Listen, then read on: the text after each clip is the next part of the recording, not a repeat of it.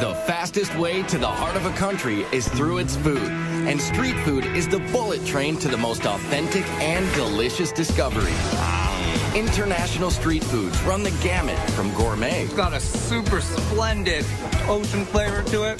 To adventurous. I love worm. It's a bamboo worm. Indulging in street foods is like learning a new language. So after a good night drinking with your friends, you gotta eat a broodjes uitvlees. And once you try it, there's no going back. It gives you a bit of a kick, and it's quite addictive. So forget the restaurant menus and lace up those walking shoes for the best, cheapest, and most fascinating eats on the streets around the world. Hi.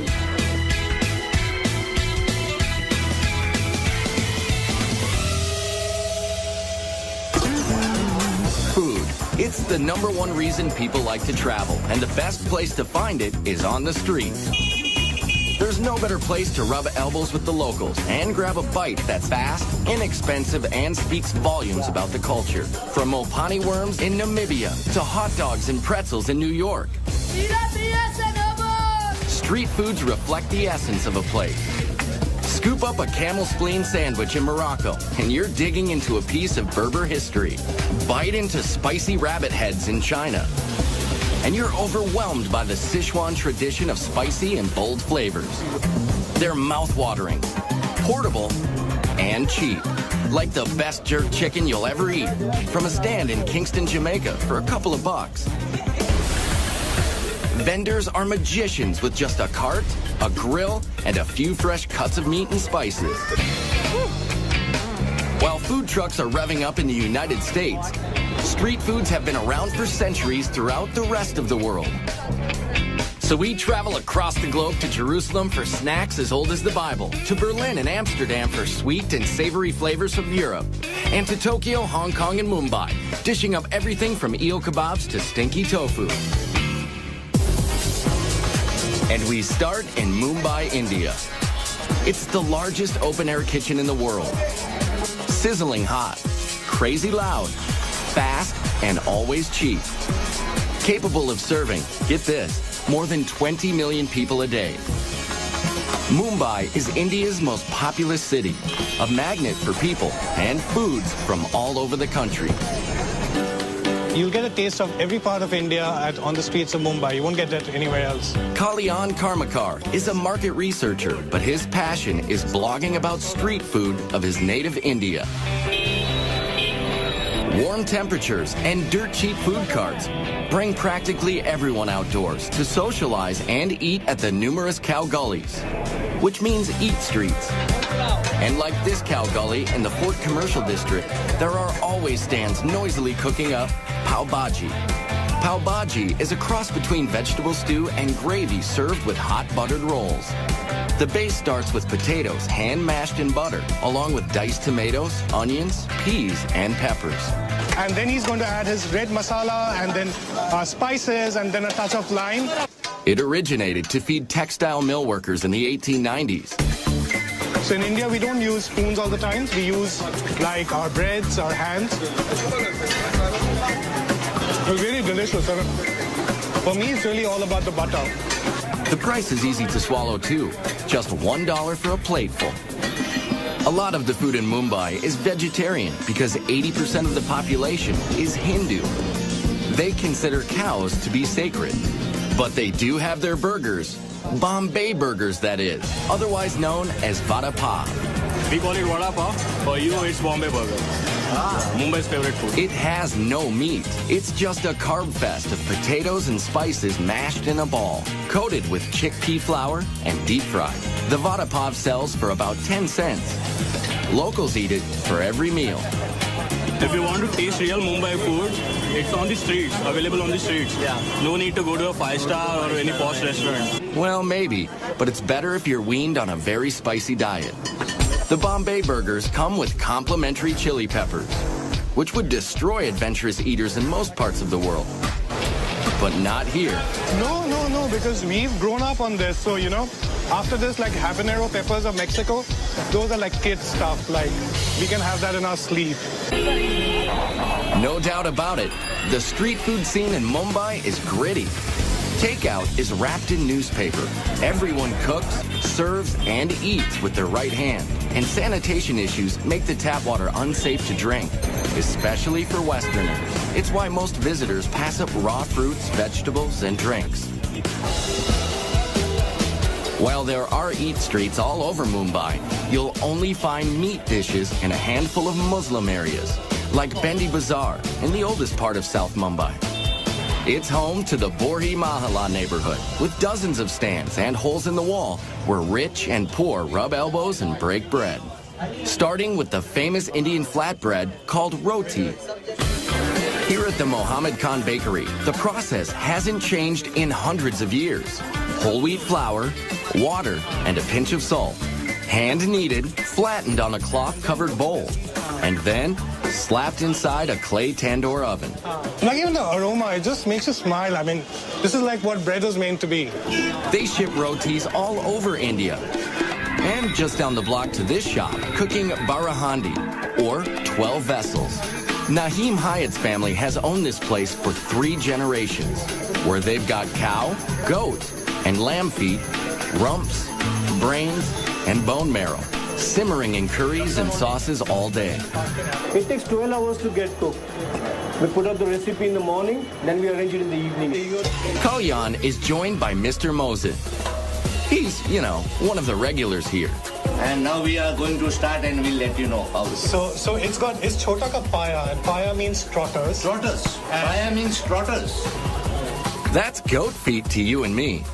This is just the marrow. We suck out the marrow out of bones, but they've done it for us. So you've just got this like marrow over here, and you dip your roti into it, take it out. This is to be eaten with our hands, not with a knife or a fork. Yeah. And you sort of dunk it in. Yeah. So let's do that. Fond of such food. I love it. You've got a meaty flavor, so it's very, very decadent and sinful. And the slow cooking makes the meat literally melt off the bone, even a tailbone. Look at this. I mean, it's like one of Mr. Mosin's mattresses. I mean, like it's like softer than a feather mattress. Fantastic. Good. There aren't many places like this left as younger consumers want faster foods. But for lots of Mumbaikers, the most popular spots for street foods and socializing are Mumbai's beaches. It's what life was before malls were developed. So it's really the malls for most of Mumbai. And here at Juhu Beach, people come for the cool breezes and the chops, or snacks. These are made of puri, fried flour dough, some flat, some formed into hollow balls, all topped with variations of potatoes, chutney relishes, and spices.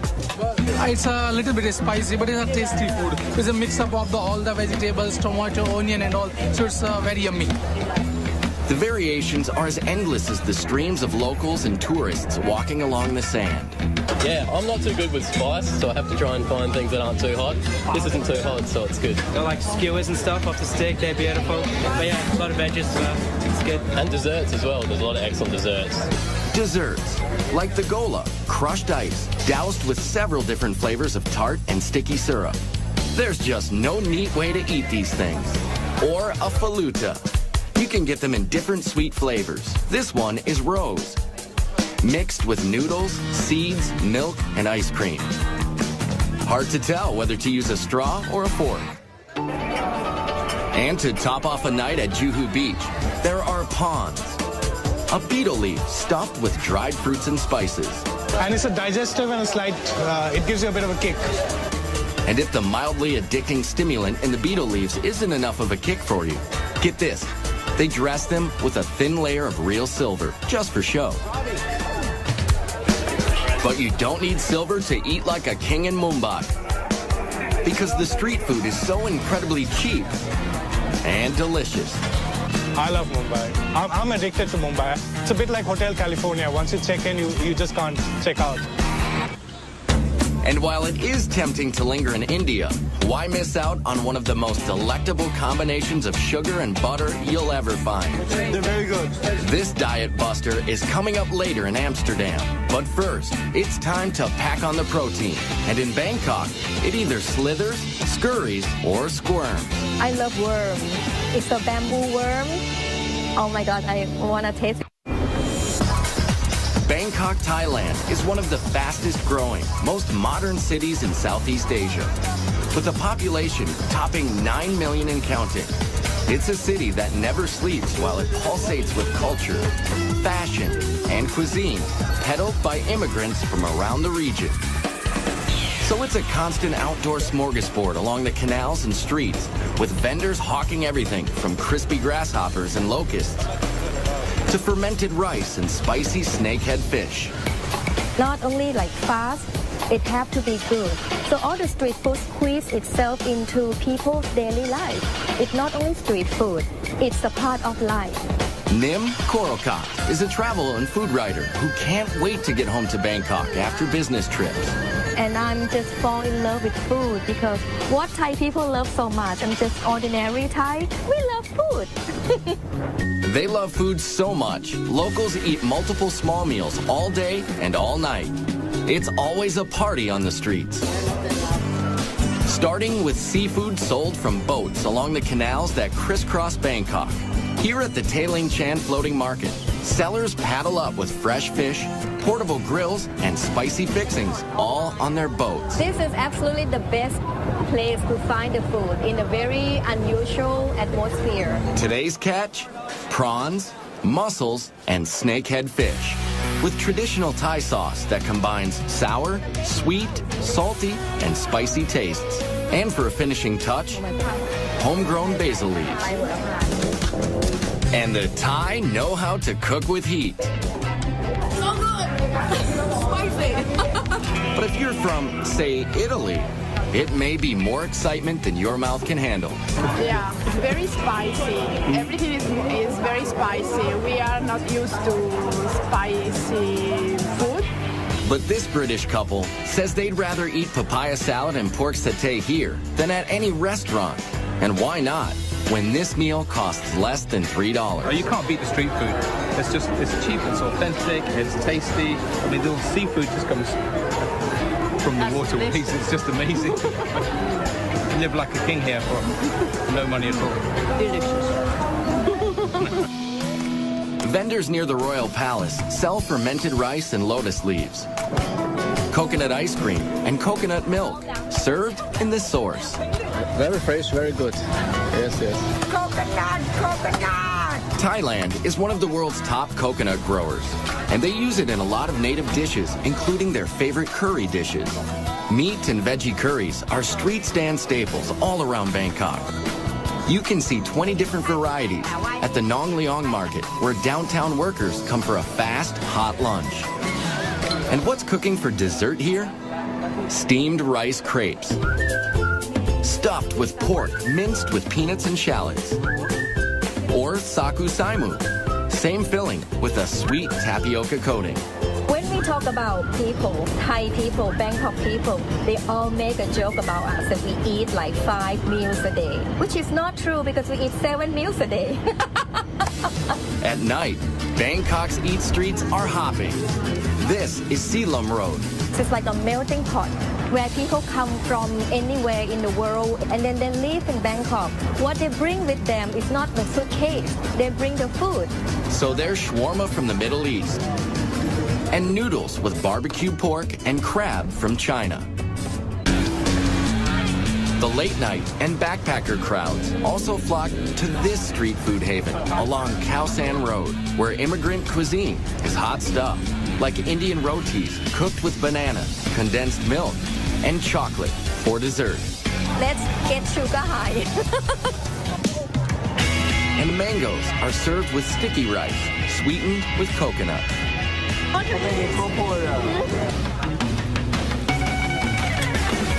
And it wouldn't be Thailand without pad thai.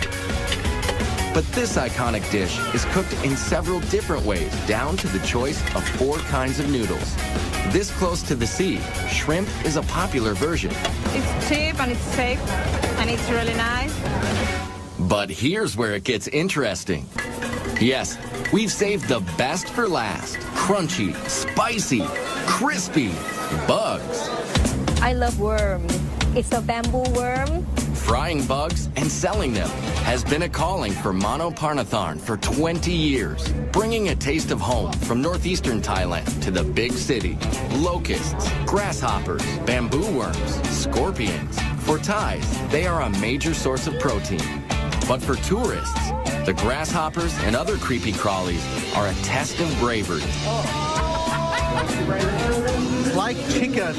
Especially this giant water beetle. I'm scared. Oh, it made me proud. Yeah, it's kind of like a nice snack, I think. How is it? And how about a baby frog chaser with a spritz of soy sauce? You see, good. Like a chicken, yeah. Yeah, like thin chicken. Yes. This tough guy orders one locust, but gets more than he bargained for. Yeah, for 20 baht you get a whole bag of locusts. That's about 65 cents for the family pack. Very salty and crunchy, which I thought they'd be sweet locusts, to be honest with me. And I'm a little disappointed, but it's not actually terrible if you don't think about it too much. But it's impossible not to think about what you're biting into in Hong Kong, where your nose keeps reminding you. I smell dead people. That's what's coming out of this bag. That's coming up later. But first, it's Back to the Future in Germany, where you find an ingenious cross between the Jetsons and age-old tradition. It's the best I've ever eaten. Visitors to Germany come to savor the old world charm or stop at milestones of history, like the site of the shattered Berlin Wall. Restaurants are usually expensive, and you don't hear much about the street food. But you can find cheap eats at a nearby Imbiss, which means food stand in German. You'll find them all over the outdoor weekend markets in Berlin, like the Winterplatz.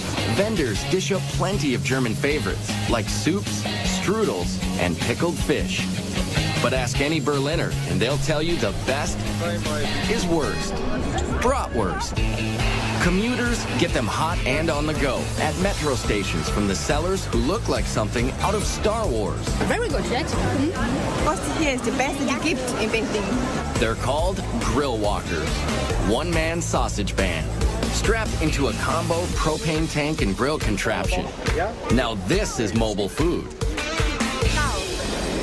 But the most beloved brat in Berlin is the currywurst. Pork sausages grilled and doused in curry and tomato sauce. And one of the most famous currywurst joints is Curry 36, where you can eat inside or out. But most currywurst is grab and go. I asked them where you can get the best currywurst in Berlin, and they told me Curry 36. And so I'm here now to taste, and it's great. Urban legend has it that in 1949, a German housewife traded liquor to British soldiers for the hard-to-find curry spices. She cooked up the cheap but filling dish. This meal deal is less than $4. Oh yeah, really good. Over the years, Germans have acquired a taste for Mediterranean fare brought by Turkish immigrants like this modest guy. Come to Mustafa's Kreuzberg, Berlin City. Richtig. Best kebab in town. Doner kebabs are like heroes, an oversized sandwich made of pressed spiced chicken, veal, or lamb, sliced paper thin and piled high with veggies in a pita, all for about $4. I love kebab, yeah? Before, I don't found a good kebab, and I think I must make the best. Food writer Steen Hansen agrees. Got lovely meat here. We've got some feta cheese, onions, salad, some pieces of potato. Just delicious. And if you're on the hunt for another European street food adventure, head west to the Netherlands. Amsterdam is known as the Venice of the North because of its canals and seafood. We eat the shrimps, we eat the eel, we eat herring. Boy, do they eat their herring. Vandaag voor u wel. Dutch foodie Francis Broekhausen gets his fix at Doppermarkt Street Market. Raw herring is salted for several days and sliced into bite-sized pieces with raw onion and pickled gherkins thrown in. They leave the pancreas inside, so the enzymes, they make the flesh really soft. Oh. It's good. Delicious. Cod is another favorite Dutch street food. In a batter with a lot of spices and herbs. And just like in Germany, Amsterdam's large immigrant population is mixing it up. It's a lot of influence of different cultures. So we have Suriname people, Moroccan, Turkish. Immigrants who cook up dishes like baga, which are donuts made of chickpea flour. Or these sandwiches. They're called broodje zoutvlees. This is fiery stuff. Sticky, gooey, hot. They are stuffed with spicy, fatty, cured beef, brought by immigrants from Suriname. Look at this. Animal fat.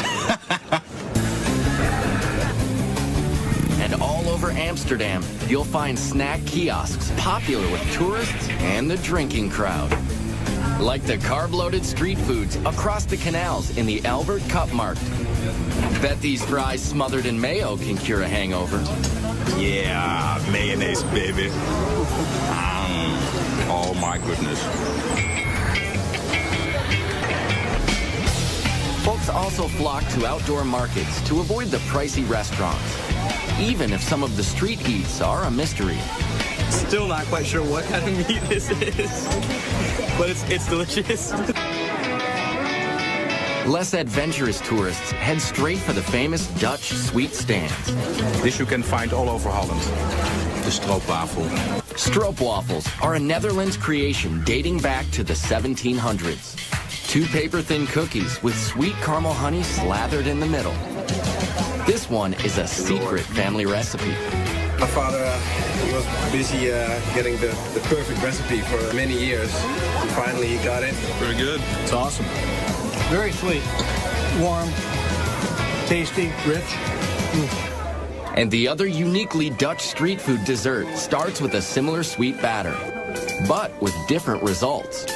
These are called proffertjes, which means to puff up. Miniature puff pancakes. His grandfather used to hawk the mini pancakes at traveling carnivals. Flour, milk, eggs, and some secret ingredients where I can talk about. Okay, I can understand. Yet another Dutch health food, served hot and topped with powdered sugar and butter. Lots of butter. They're very good.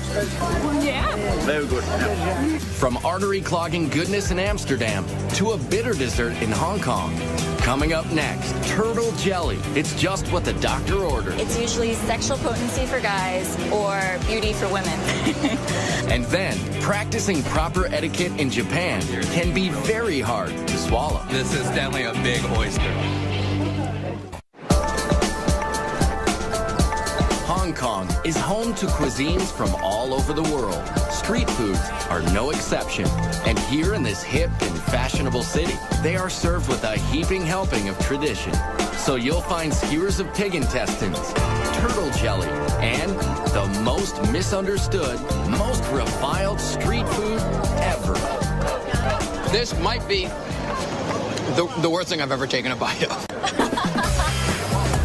It's all good for Amy Ma, food writer for the Wall Street Journal and other publications. Whenever you're hungry, you always find a cart. And the best thing about it is that you can walk down a street and treat that street like you would a 5-course a la carte menu, only you're going from place to place and not sitting down at one restaurant. And it starts with breakfast in Jardines Bazaar, with the Chinese version of a donut. But inside the fried dough is shredded fried pork, pickled vegetables, and rice. The rice ball donuts are served with warm soy milk mixed with more fried dough. It's like a bread pudding soup that's less sweet and better for you. This would be like your ham and eggs and hash brown combination equivalent here in Hong Kong. The combo costs about $1.50, and it has the typical blend of savory and sweet, yin and yang. Very good. Of course, tea is very big in Hong Kong culture, both cold and hot. Especially the very strong, very old silk stocking tea, which gets its name from the stocking used to strain the tea over and over again. Not to worry, the stockings haven't been worn, but the tea packs a punch, which is why it comes with lots of condensed milk and sugar. Wow! One of the most beloved street snacks in Hong Kong is the egg or custard tart. With just a hint of sweetness, they're habit forming. It's kind of like a flan creme brulee, and the best pie crust you can think of, all rolled into one. People argue about whether the British or Portuguese introduced egg tarts to Hong Kong. But this treat is pure Chinese. They call it a 1,000-year pastry because inside the flaky crust is a gooey black egg preserved for months in a mixture of clay, ash, and lime. Then it's coated with sweet bean paste and ginger. So preserved eggs and ginger are a classic combination. It's like peanut butter and jelly. It has a gelatin-like texture to it, so it's almost like a gummy bear inside. The Chinese make up 90% of Hong Kong's population. In the Mong Kok district of Kowloon, there are lots of sidewalk cafes serving noodles and dumplings with plenty of internal organs. You get a lot of great street food stalls that will be a little more authentic. You'll start to see pig intestines or things that, you know, might make the typical tourists a little squeamish. You'll see that all the time in Mong Kok. Things like squid tentacles, spicy beef stomach, and yes, pig intestines on a skewer. They may be local favorites, but tourists find them tough to chew and even harder to swallow. Right? It smells like sulfur, yes, it does. Which kind of smells like poop, which is exactly what it is. Fantastic. I'm not making out with anyone tonight. You can cleanse your palate and more with traditional medicines. They play a big role in what the Chinese eat, which explains why this very bitter turtle jelly is so popular here. It's like a funky coffee jello.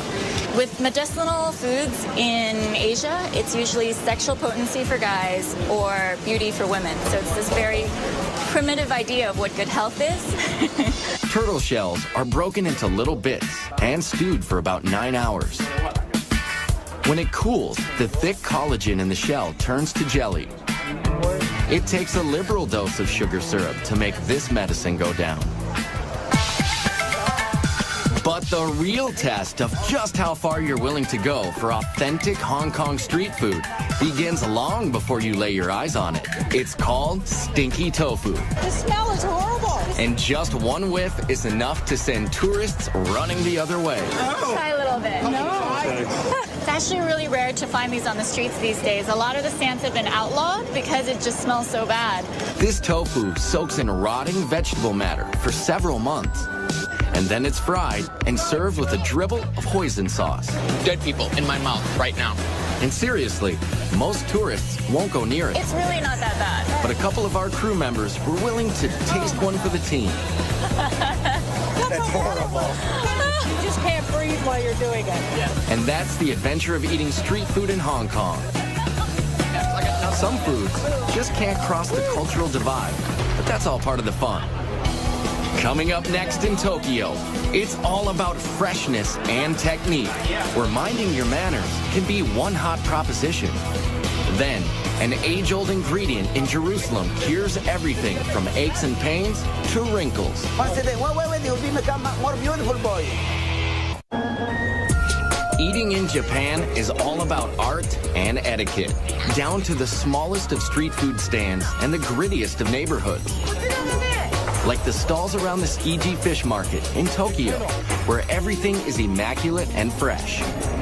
Yes, Tsukiji Fish Market is the most famous and biggest fish market in the world. Here you'll find every kind of fish and seafood imaginable. Much of it served raw. The sushi is definitely the freshest in the world. Yasuhisa Chiba, a culinary student whose family is in the seafood business, says it's that obsession with freshness that sets Japanese street food apart. Like this rice bowl, loaded with raw fish for about $15, about a third of a restaurant price. This is a donburi, or a sashimi over rice. Very popular around here because everything is in one place. Very rustic, easy to eat, and inexpensive, but super good. This squid is looking absolutely delicious. So is the raw tuna and whole shrimp. The uninitiated only eat the tail. Those in the know also go for the head. Brains. It's what's for lunch. It's got a really hearty umami flavor, nice and rich, not too salty, not fishy at all.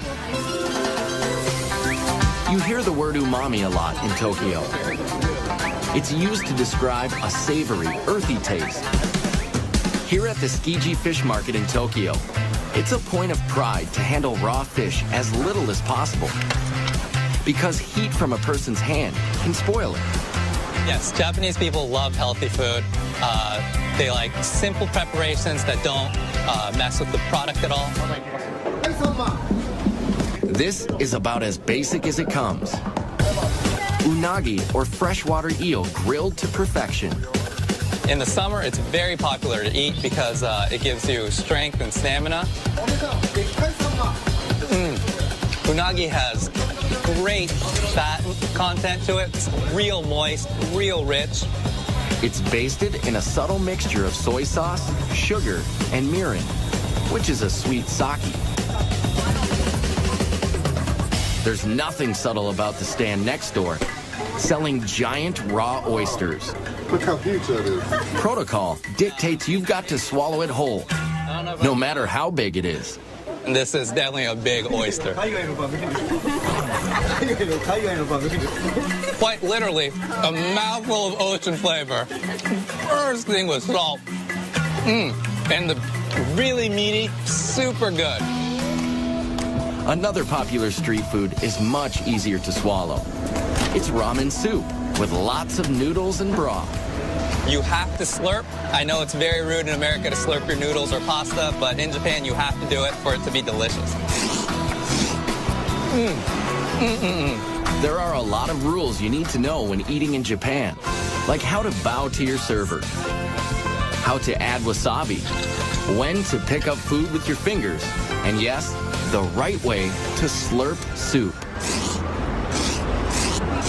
Slurping helps you breathe in the aroma. The Japanese experience food with all of their senses, like the way they eat takoyaki or octopus balls. At this stand in the Amiyoko district, a no-frills outdoor market full of food stalls. To be clear, these are not octopus testicles, they are octopus tentacles, chunked into a pancake-type batter. They're topped with dried fish flakes, seaweed, and smothered in mayonnaise. The rule is to devour them straight from the fire. It's like eating hot lava. Not an overwhelming octopusy taste. It's a lot of hot batter and the nice sauce that's on there. Tokyo is not like Mumbai or Bangkok, which have food stands all over. Here, you have to know where to look, like the Asakusa district.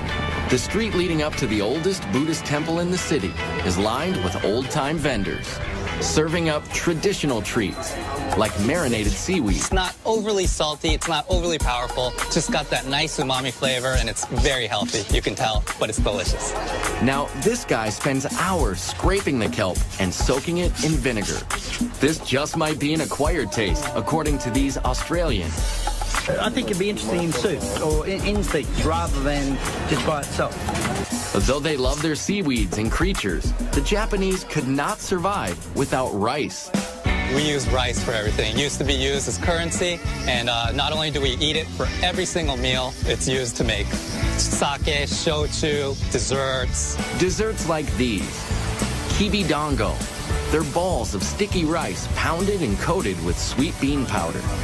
There's senbei, a dry, crunchy rice cracker. This one is a wasabi seaweed flavor. It's cool to watch how they grill them in the back. And this woman transforms rice crackers into something you'd swear was meat, just by soaking and spicing it. If you told me that it was a beef intestine or a tripe, I might believe it. Nope, it's really rice crackers. And after a long day of eating, it's sake time, which, by the way, is also made of rice. After dark, the working crowd heads here, Yakitori Alley, under the downtown train tracks. Yakitori are bite-sized pieces grilled on small skewers. 2 skewers cost less than $4. Right now I'm going to try some livers and the rear end of the chicken. There's been a head-to-tail trend in Japan for centuries, and they're always scrupulous about food safety and cleanliness. Just from hearing its tail, you might think it's disgusting, but this is really good. Or stick your skewers into these morsels: pig's head, chicken thigh, heart, or cartilage. It's fatty, a little bit fatty taste. It's not it's not unpleasant at all, actually. It seems to be quite crunchy and crispy. It's good, actually. Never thought I'd eat it, but I'm eating it. The heart is excellent as well. It really, really is good. Jolly nice and splendid. Minimal cooking, minimal interruption from the chef. So whether it's cooked simply or simply not cooked, Tokyo street food is calling you like a sidewalk samurai with your chopsticks and skewers. Kampai! Coming up next, one of the oldest cities in the world dishes out street fare that just might hold the secret to world peace. My mouth thanks you. Thank you. Jerusalem is one of the oldest cities in the world. It's the crossroads of religious and cultural tradition from Africa, the Middle East, and Europe. Its tumultuous history can be felt in every narrow street and alley. Even its street foods take you back to another time, with origins from many other countries, especially those sold at the Mahane Yehuda market in the center of town. And in the middle of the market is Uzi Eli Hazy. He's known simply as the juice guy. Really, he's more like a medicine man. This one is ginger with apple, in case if you are diseased or upset stomach. Israel grows a lot of fruits, so juice stands are everywhere, but none quite like this. Uzi Eli brews a concoction to cure every ailment. Dates. It makes you wake up full of minerals and vitamins. Pomegranate, apple, and cayenne. Make the blood to run much better. We have the bitterness and the citrus of the pomegranate, and then the spiciness of the cayenne pepper.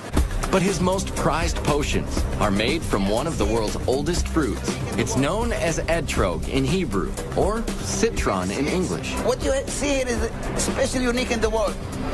8 centuries ago, a famous Jewish philosopher proclaimed the etrog to have 70 healing properties. It's for pregnancy, for heart, for pressure, for wake up. So Uzi Eli puts it in almost everything from juice to anti-wrinkle cream to this, his own age-reversing spray. Close your eyes. Once a day. Wait, you'll become more beautiful, boy. Open your mouth, open. He invents some of the elixirs himself. Others are passed down from his Yemenite grandfather. They prepare and heal all the system in your body. Chaim. Just like the etrog, many of the foods sold in this open-air market are as old as the Bible. It's a large open-air market, and you have vendors with your classic spices, olives, and your fresh produce and fruits, as well as meat and fish. Ben Brewer is an amateur chef and runs Israel food tours in Jerusalem. Christians here and Muslims and Jews that have come from North Africa or Iraq or Eastern Europe or the United States, and they all bring their own culinary traditions. And all their traditions together have helped create the Israeli cuisine. And that cuisine all starts with the basics: seeds, nuts, dates, and olives. Olive trees can grow even in the poor soil of the Middle East, and they figured out how to preserve the olives thousands of years ago.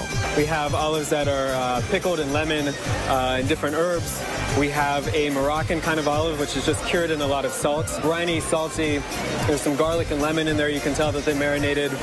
And dates, which first grew near the Nile, are some of Israel's biggest fruit exports. The king of this market is out hawking a dessert called halava. Amazing. The best halva in Israel. Halava is the Israeli version of a common Mideast confection. Here, it's made from a dense base of sesame paste and sugar. And then they'll add the other element, whether it's the pistachio, the cinnamon, the chocolate, the cappuccino, to give it a slightly different flavor. It tastes like sesame, but sweet, very sweet. And in a back quarter of the market, they're still baking the same breads they have for millennia: laffa and pita, sold to stands making Jerusalem's most iconic street foods, shawarma, kebabs, and falafel. Every ethnic group makes its own versions of falafel, but they're all basically ground chickpeas and spices, molded into little balls and deep fried. It's so good, really, because also it's crispy. All of the people around the world like falafel.